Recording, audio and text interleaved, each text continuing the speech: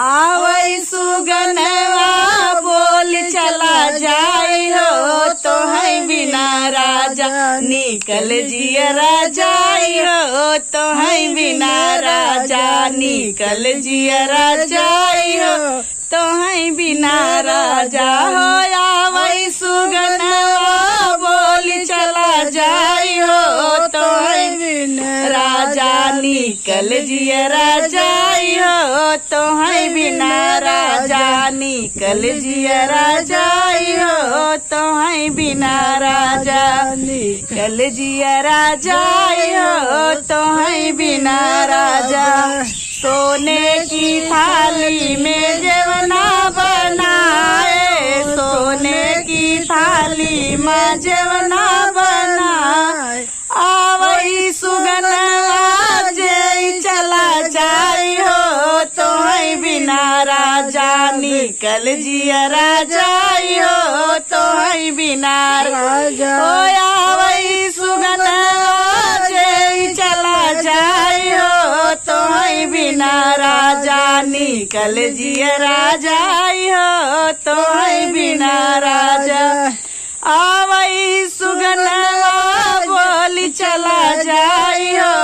आवई सुगनवा बोली चला जाई हो तो है बिना राजा निकल जियरा जाई हो तो है बिना राजा निकल जियरा जाई हो तो है बिना राजा गंगा जमुन जी से जल भर लाई गंगा जमुन जी से जल भर लाई हो आवई सुगनवा घोटी चला जाई हो तो है बिना राजा निकल जियरा जाई हो तो है बिना राजा हो आवई सुगनवा घोटी चला जाई हो तो है बिना राजा निकल जियरा जाई हो तो है बिना राजा निकल जियरा जाई हो तो है बिना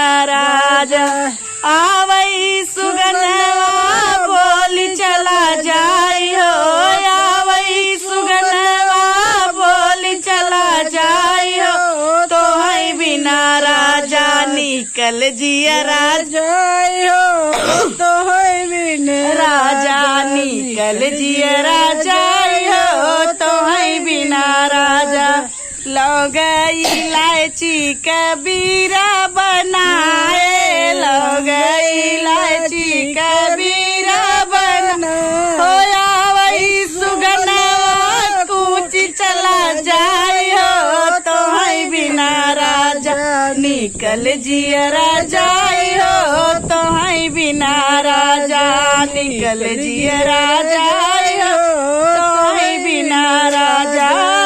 आवई सुगनवा बोली चला जाई हो तो है बिना राजा निकल जियरा जाई हो तो है बिना राजा निकल जियरा जाई हो तो है बिना राजा